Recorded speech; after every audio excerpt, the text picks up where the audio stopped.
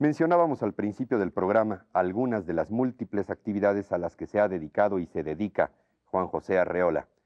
Pero por supuesto, eso no basta para describir una vida tan rica y productiva, a veces también azarosa y polémica, como ha sido la de este hombre fuera de serie, con quien conversamos hace algún tiempo.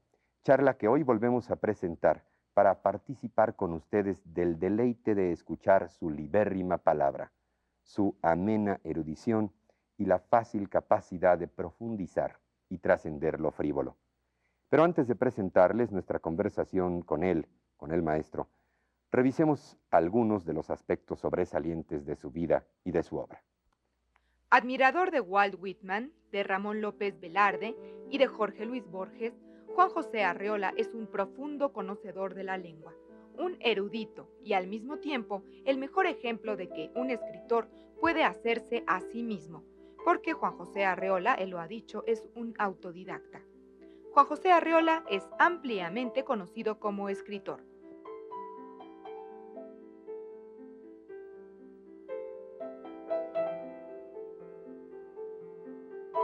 Pero, independientemente de su obra, Arreola, el hombre, resulta también apasionante. Es un ser polifacético, que ha hecho de su vida, diríase, una novela digna de ser leída. El escritor nació en el año 1918 en Zapotlán el Grande, Jalisco, hoy Ciudad Guzmán, una tierra a la que Arreola quiere entrañablemente y a la que siempre vuelve para pasar largas temporadas, después de que ahí vivió sus primeros 17 años. Fue en Zapotlán donde estudió 4 años de primaria y después, tras tener que abandonar la escuela debido a los problemas que trajo consigo la guerra cristera, se inició en los más diversos oficios, desde vendedor ambulante y mozo de cuerda, hasta impresor y cobrador de banco, pasando por las tareas de panadero, periodista y comediante. Sin embargo, todos estos oficios ajenos a la literatura no le impidieron una entrega seria, absoluta y temprana a la lectura y al mismo tiempo al quehacer literario. Ávido devorador de libros, Arreola desde muy joven habría de reconocer y materialmente venerar las obras de aquellos autores que posteriormente definirían su estilo. Charles Baudelaire, Anatole France, Dante Alighieri, Góngora, Rubén Darío, Paul Claudel. Ya en la Ciudad de México, en 1937, Juan José Arreola se inscribe en la Escuela Nacional de Teatro en el Palacio de Bellas Artes. Desde entonces, habría de desarrollar sus naturales facultades histriónicas.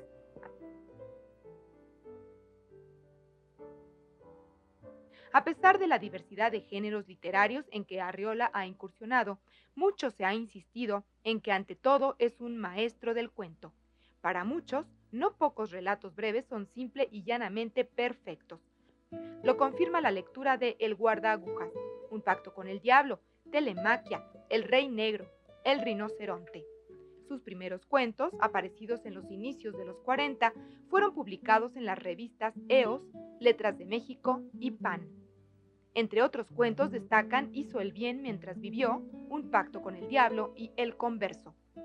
Inscrita dentro del llamado realismo mágico, en la que Arreola hace gala de fantasía, metáforas y símbolos, su obra queda resumida con toda maestría en La Feria, una magnífica novela escrita en 1963, mismo año en el que fundara una revista que dio nombre a una generación de escritores, Mester, una publicación que ha sido objeto recientemente de un homenaje por parte de la Universidad Nacional Autónoma de México y el Consejo Nacional para la Cultura y las Artes, y que fue foro de veinteañeros, hace 27 años.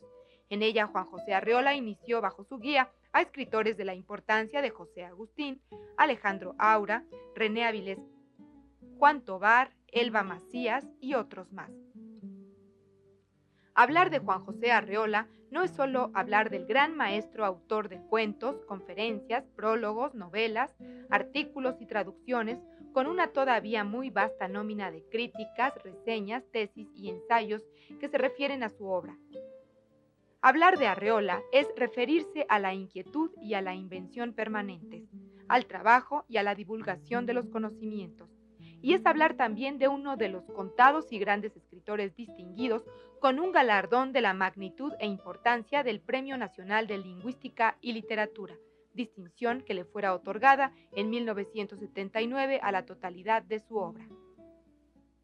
No solo por esta brillante, singularísima trayectoria que hemos intentado describir a saltos y a grandes rasgos, sino también por una serie de vivencias personales que nos remontan a nuestros años de preparatoria y de universidad, donde gozamos profunda e intensamente con sus charlas en auditorios siempre pletóricos, de estudiantes que queríamos tener el enorme placer de escucharle y de vibrar con él.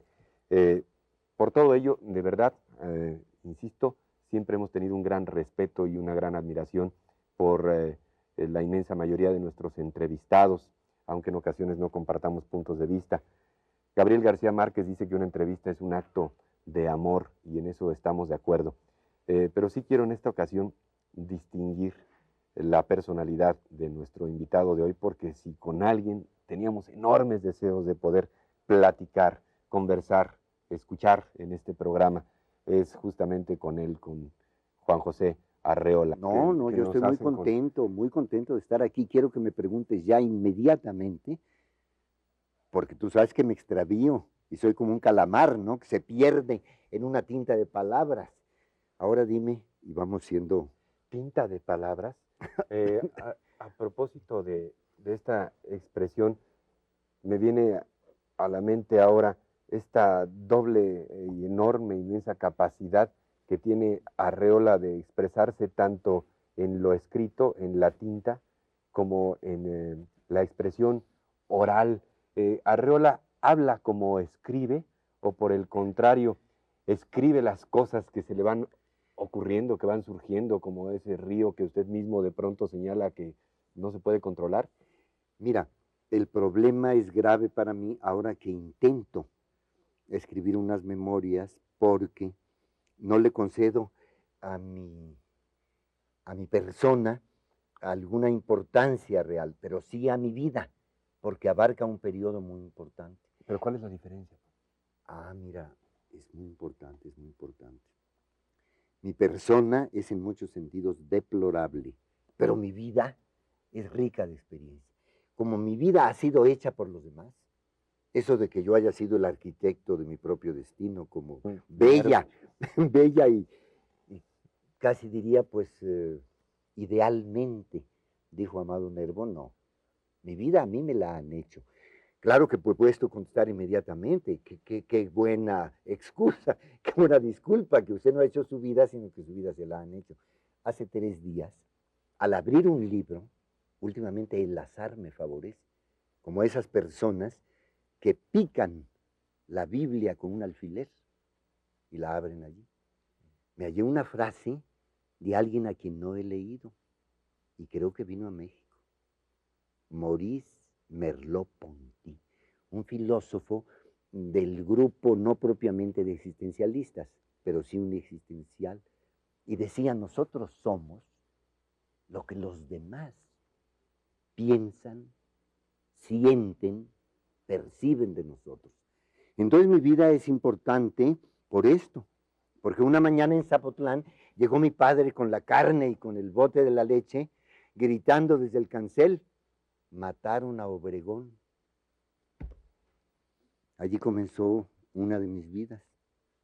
Pero el hecho de que diga de que su persona es deplorable porque bueno, mira, no es pose. No, esto lo he dicho últimamente de distintas maneras. La palabra deplorable la empleo por primera vez. Una persona no puede salirse de ciertos términos, pero cuando se ha vivido en el lenguaje, generalmente se matiza. Yo había calificado mi persona con otros adjetivos. Lo de deplorable me gusta, porque deploro tantas cosas.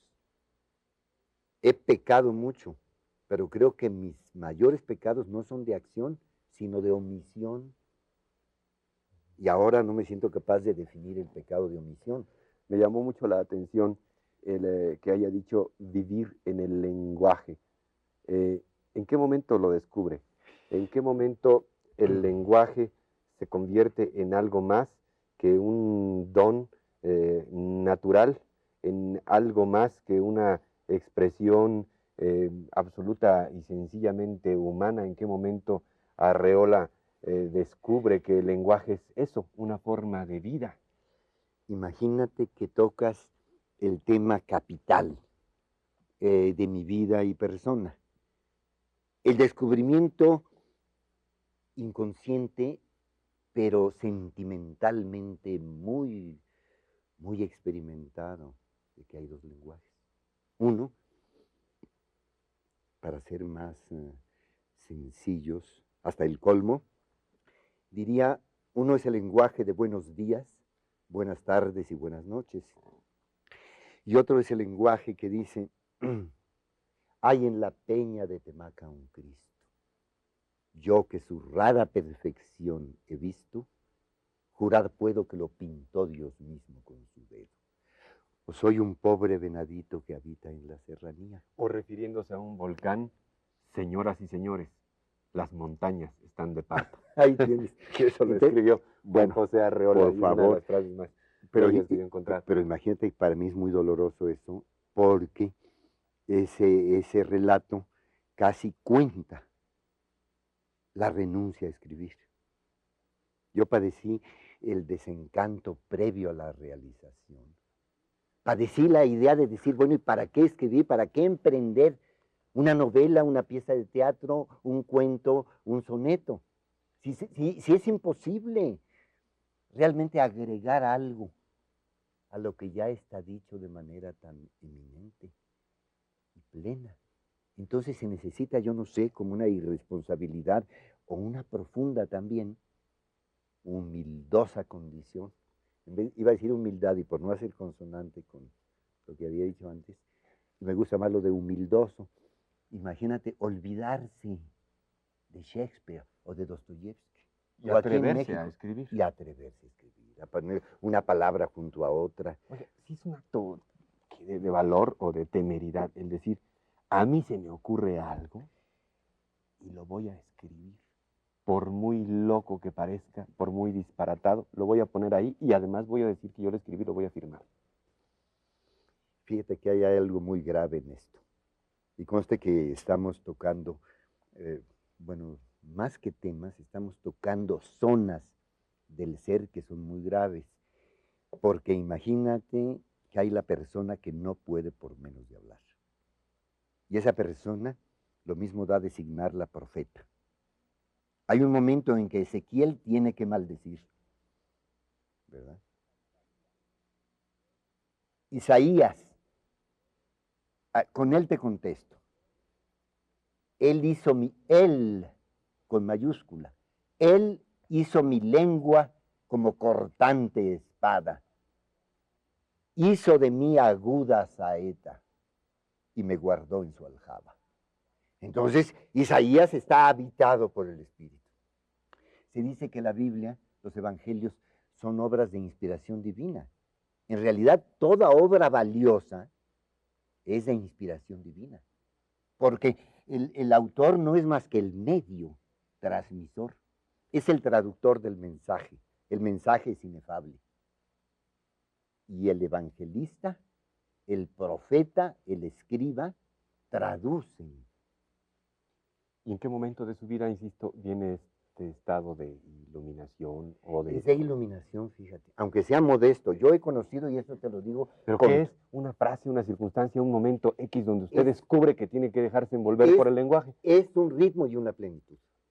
Mira, nosotros vivimos en el lenguaje como peces en el agua. Por fortuna tenemos como hábitat el continente maravilloso de la lengua castellana. Y aquí quisiera apuntar algo para que nunca te dejes sorprender, a propósito de la riqueza de una lengua. De que si el alemán, el italiano, el inglés asume todas las palabras que quiere. Yo no me atrevo a decir aquí el porcentaje de francés que contiene el inglés. Maneja un diccionario etimológico del inglés. Para no decir siempre viene del francés, del francés, del francés, yo te puedo citar ahorita 10 palabras del inglés que nadie nos damos cuenta de que son palabras francesas pronunciadas de otra manera. ¿Qué pasa con la estatura del español?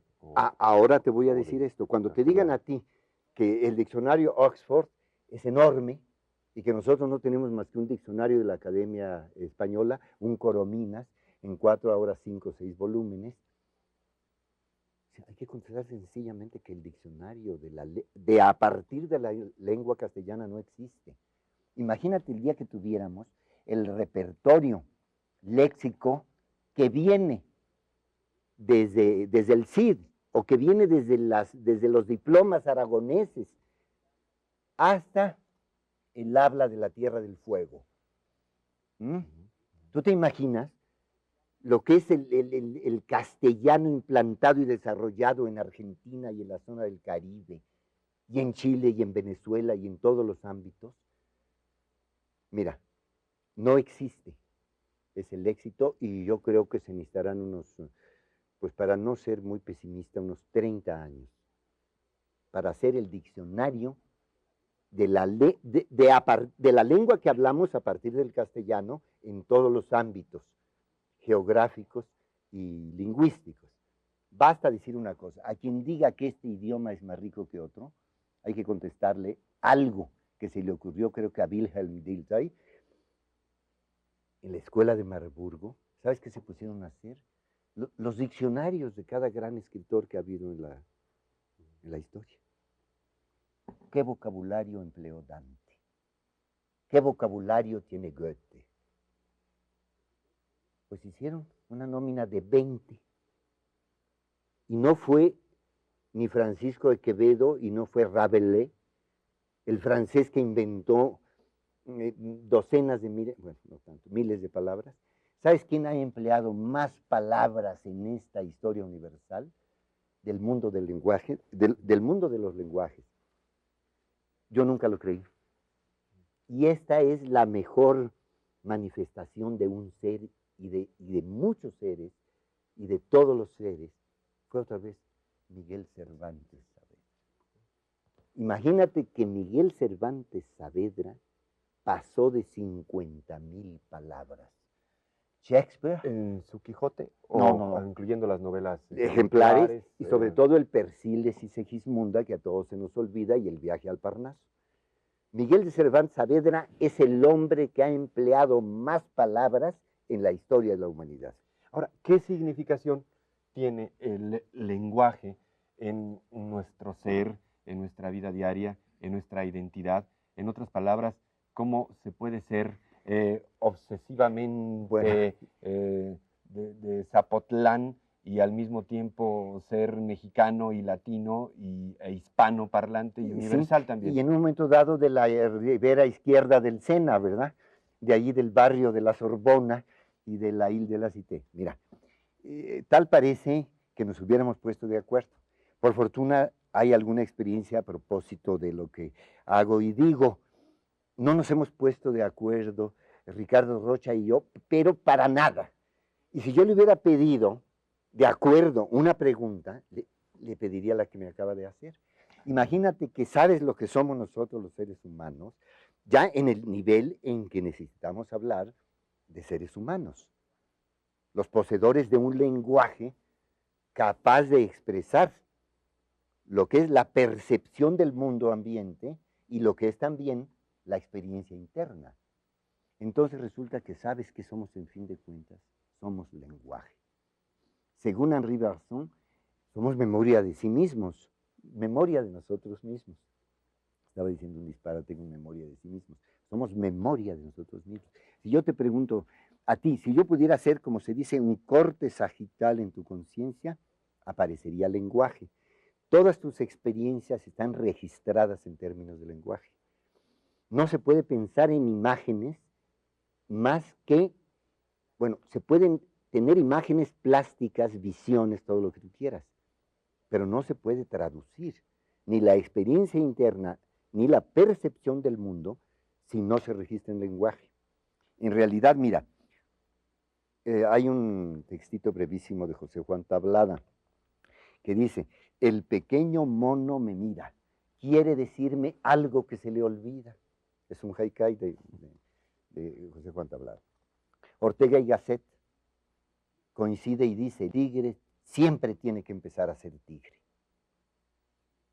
Todas las criaturas del mundo tienen que empezar a hacer desde cero.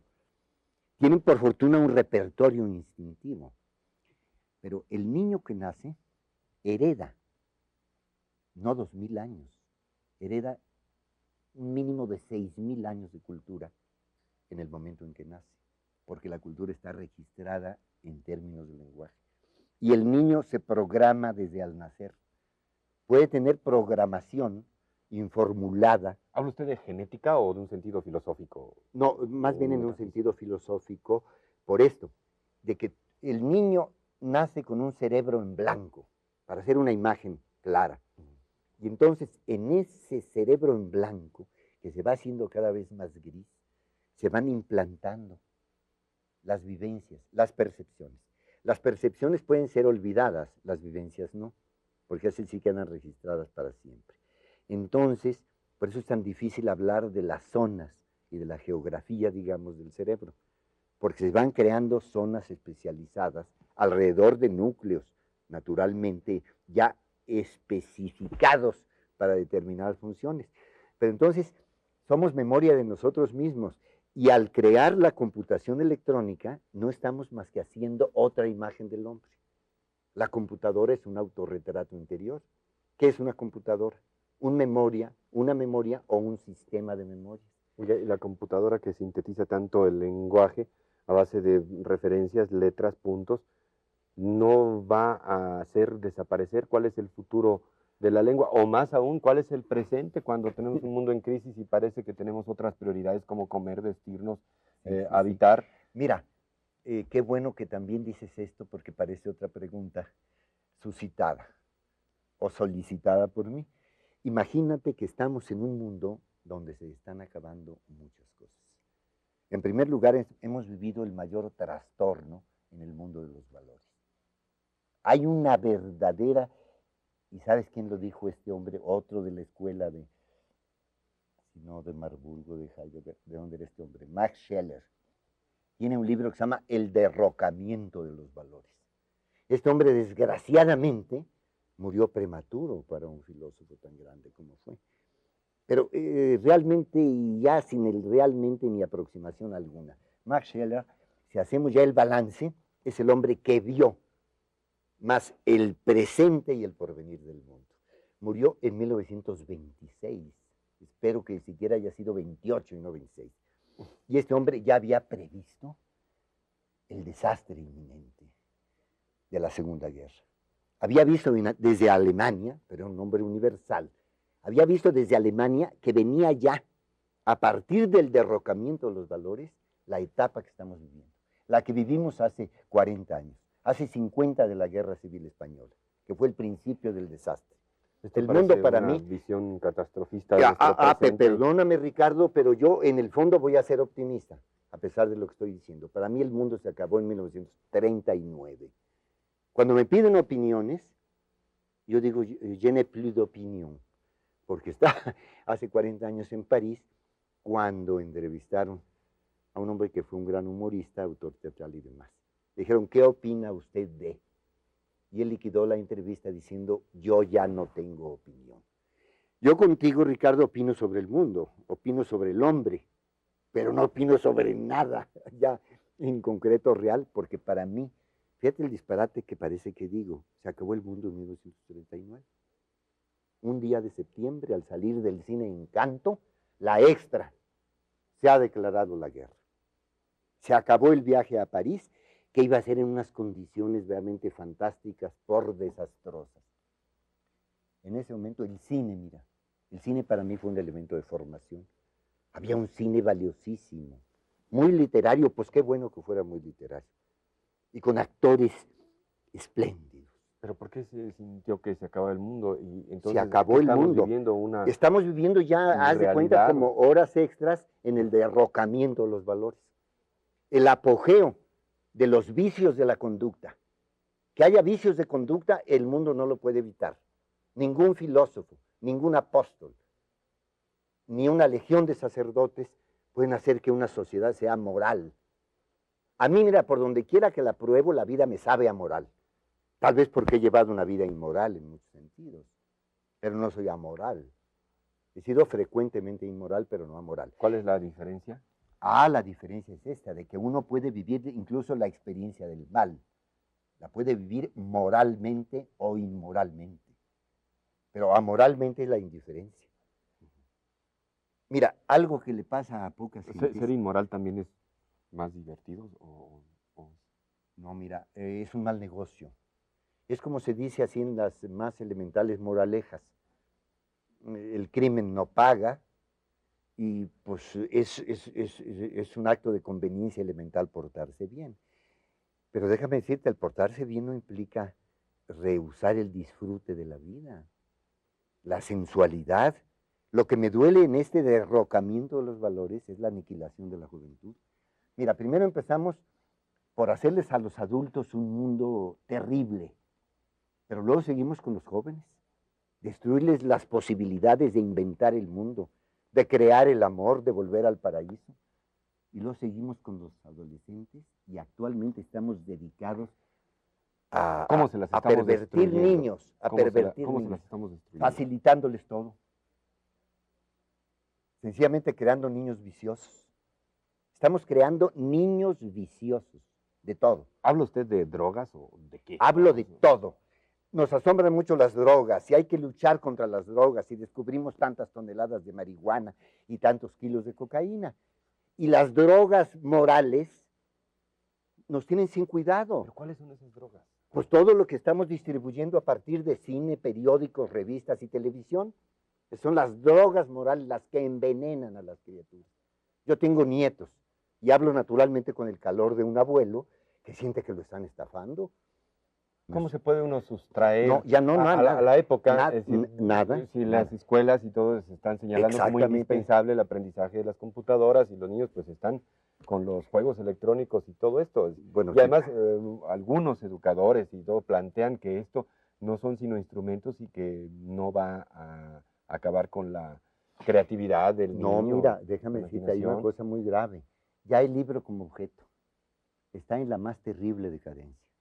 Y una decadencia de calidad en los lectores.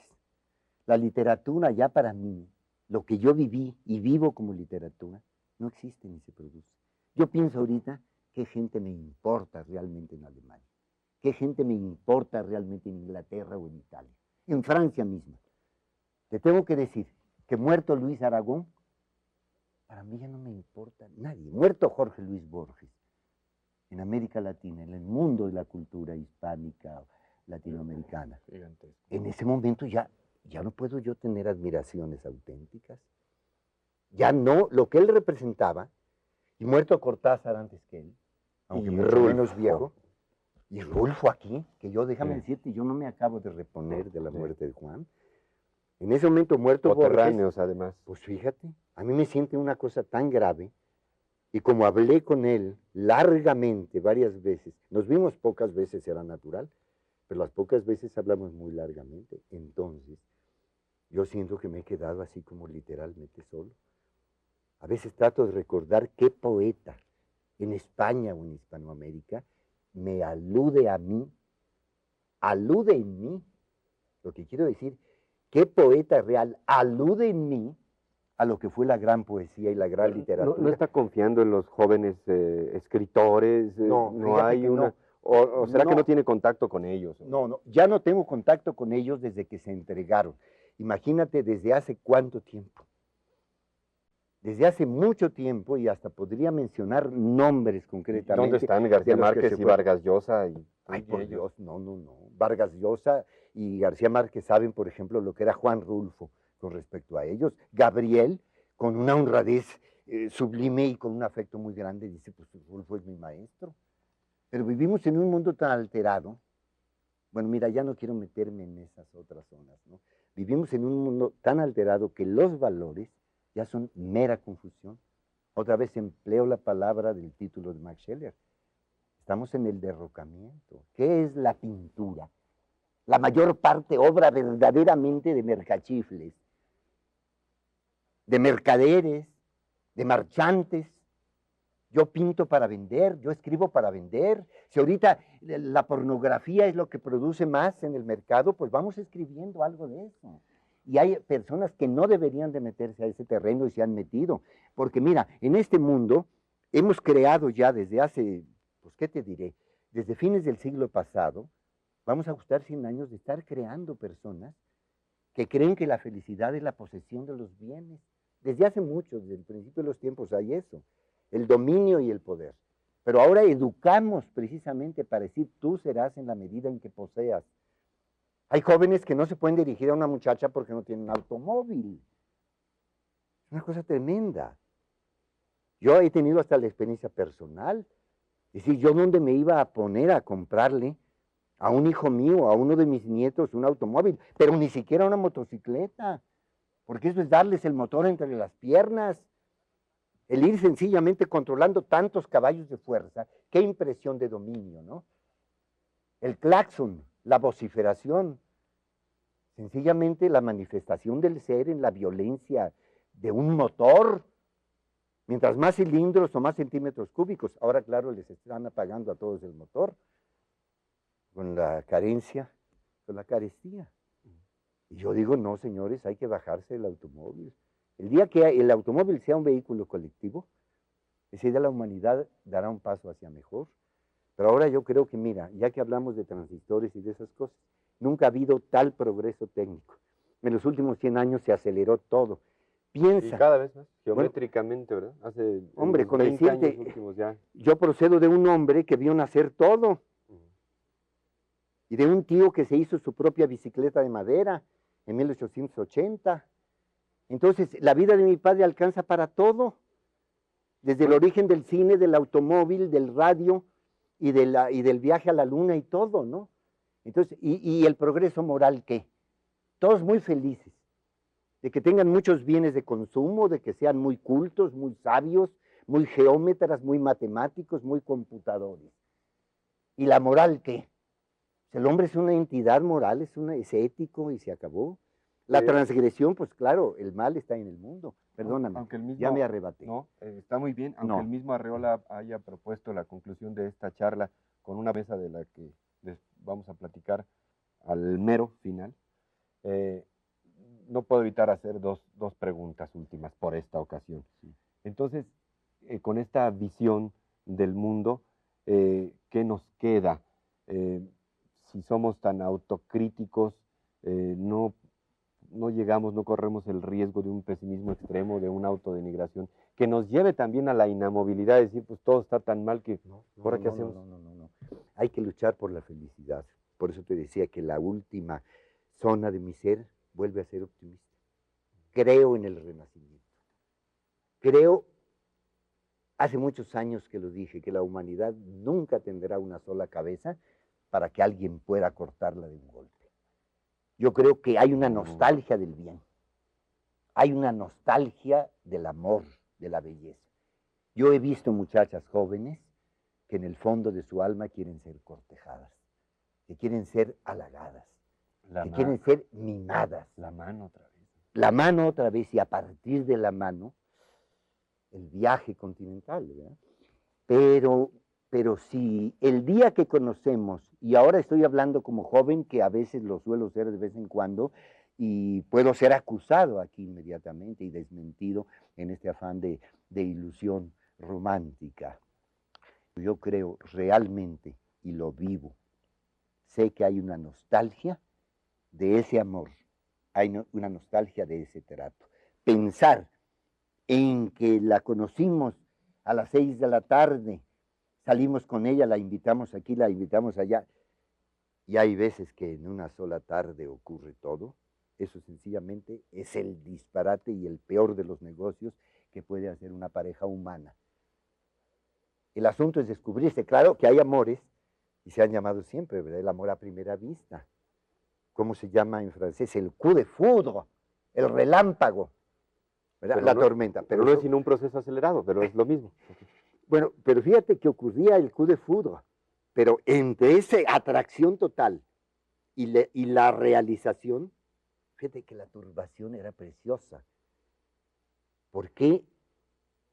No éramos hipócritas, y fíjate lo que estoy diciendo, éramos. Sabíamos y estábamos completamente turbados porque sencillamente no nos atrevíamos el simple hecho de decir, usted me simpatiza mucho. Era ya algo que como que estaba haciendo una confesión de decir, me gusta. Para decir me gusta, pues era una atrocidad, ¿no? El acercamiento, y yo sé de una muchacha que hace más de 40 años, no tenía 20 años, y le dije, usted me simpatiza mucho. Me dijo, ¿cómo le simpatizo mucho? Usted no me conoce. Entonces yo completamente me turbé de tal manera, creo que hasta enrojecí, porque yo le estaba diciendo que me simpatizaba mucho, y dice, ¿cómo le voy a simpatizar si usted no me conoce? Entonces ella me puso casi frente. Lo que pasa es que yo lo atraigo, o hay esa palabra que resulta muy forzada en este sentido del amor, le gusto. Porque si digo, usted me gusta, bueno, puede uno decir, bueno, es una persona que me gusta, sí. Pero a propósito ya de una situación amorosa, y ahora volvemos. Mira, vamos a suspender la plática porque ya creo que estoy llegando a niveles, a zonas que no quería acercarme, pero yo estoy por una recuperación del amor. Estoy releyendo unos diarios que escribí cuando tenía 20 años. Ahora le decía a una amiga, imagínate que escribí, date cuenta de que estás elaborando tus recuerdos. ¿Quieres tener una vejez hermosa? Pues fabrica muy buenos recuerdos aquí, los guardas. Aquí. Oiga, menciona mucho a amigas. Bueno, también tengo amigos, pero en realidad, bueno, sí tengo amigos, sí. Pero hablo de amigas porque para mí, en realidad, el eje de mi vida, de la vida, ha sido esa maravilla, la otridad, esa otra región del ser que es la mujer, que ha sido para mí como el título del libro, el infierno y la gloria, ¿verdad? Que ha sido sencillamente la locura y el éxtasis. Y lo digo francamente porque ese sabor de paraíso, ese volver allá del paraíso. La mujer es la puerta de entrada al paraíso, la única. Paisaje, todo. Todo. Y una mujer nos tapa el mundo. Digo, es un maravilloso biombo, ¿verdad? Que nos da su rostro, su ser, su cuerpo, su alma y sencillamente el mundo. Que las últimas palabras sean estas. Otra vez es el lenguaje al que aludiste. Y no te acabé de decir, somos memoria de nosotros mismos y nuestra experiencia es términos del lenguaje. Esa era, y parece que de veras la ensayamos, pero esa era la última pregunta, el lenguaje, ¿qué? La palabra, ¿qué? En esta circunstancia. Mira, déjame decirte, la persona, como decimos, es una persona brillante, es una persona muy inteligente, es una persona o cultivada. Si la memoria, y ahora es también esto que debo de hablar contigo otra vez más despacio, la memoria, estamos destruyendo la memoria de los niños. ¿Por qué? Permíteme la palabra tan fea, porque la atiborramos. Yo quiero una educación nueva en México, no revoluciones educativas ni cosas de este orden. Una educación más simple, una educación que abra el apetito del conocimiento, no una educación que sature, no una educación que rellene, sino que simplemente intente no rellenar, llenar y no colmar, sino sencillamente incitar al conocimiento. Los niños pierden la memoria porque los hacemos aprender por la fuerza. Te tienes que aprender esto de memoria para mañana, que las reglas de esto, que el ciclo del carbono, que todo. Somos memoria, y la memoria se constituye en términos de lenguaje. Entonces, en la medida en que tú puedes disponer de tu repertorio, en esa medida eres. En la medida en que recuerdas tus propias experiencias vividas y las experiencias adquiridas. Yo te digo, ¿cuál es tu vivencia, Marcel Proust? ¿Cuál es tu vivencia, Mercader de Venecia? ¿O cuál es tu vivencia, Babilonia? ¿O cuál es tu vivencia, Chilpancingo? Todo esto, ¿no? En la medida en que tú puedas responder, según te has programado, según la vida te ha programado desde que naciste, y según tú has mantenido viva esa enciclopedia que somos cada uno de nosotros. Palabras. Palabras. Mira, todo en el mundo es cuestión de palabras. Todo. El arte, la descripción de un cuadro, todo. La historia. Mira, ahora sí la última palabra. Dijo, fíjate, el árbol del lenguaje soporta todos los frutos del conocimiento.